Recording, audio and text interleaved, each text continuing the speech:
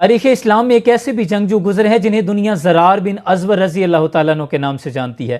آپ اس قدر شجاعت و بہادری اور مہارت کے ساتھ میدان جنگ میں اترتے تھے کہ دشمنوں کی یہ خواہش ہوتی تھی کہ میدان جنگ میں زرار بن ازور کا سامنا نہ ہو۔ جہاں دشمن اور افواج زرہ اور جنگی ساز و سامان سے لیس ہو کر میدان جنگ میں صف آراہ ہوتی تھی، وہیں حضرت زرار بن ازور زرہ تو درکنار اپنے جسم سے کرتا بھی اتار دیا کرتے تھے۔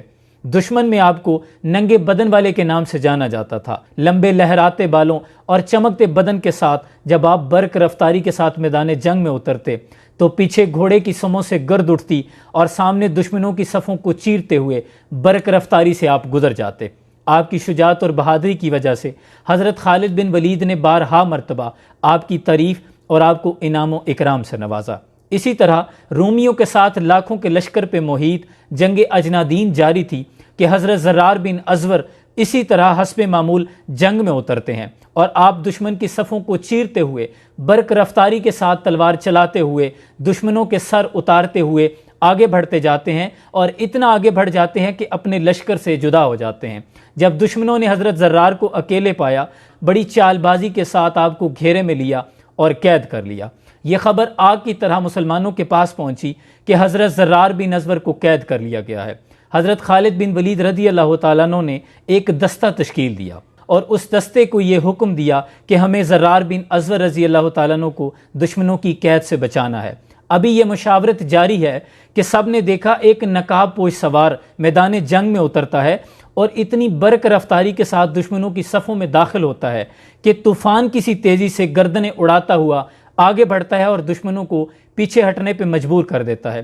حضرت خالد بن ولید اس کی شجاعت اور بہادری کو دیکھ کے اششکار اٹھتے ہیں۔ حضرت خالد بن ولید نے اپنے ساتھیوں سے اس نقاب پوش نوجوان کے بارے میں پوچھا تو سب نے لا علمی کا اظہار کیا کہ ہم نہیں جانتے وہ کون ہے۔ خالد بن ولید میدان جنگ میں اترتے ہیں اور اسی نقاب پوش نوجوان کے ساتھ مل کر جنگ لڑنا شروع کرتے ہیں۔ کبھی حضرت خالد بن ولید اس نقاب پوش نوجوان کو دشمنوں کے نرغے سے بچاتے، کبھی وہ نوجوان حضرت خالد بن ولید کو دشمنوں کے وار سے محفوظ کرتے۔ گھمسان کی جنگ جاری ہے۔ خالد بن ولید لڑتے لڑتے اس نقاب پوش جنگجو کے قریب پہنچتے ہیں اور پوچھتے ہیں کہ اے بہادر نوجوان، تمہارا نام کیا ہے؟ بجائے اس کے کہ وہ نوجوان اپنا نام بتاتا، وہ جنگجو دوبارہ رخ اپنا دشمنوں کی جانب کرتا ہے اور برق رفتاری سے لڑنا شروع کر دیتا ہے۔ دوبارہ خالد بن ولید اس کے قریب پہنچتے ہیں، پوچھتے ہیں تمہارا نام کیا ہے؟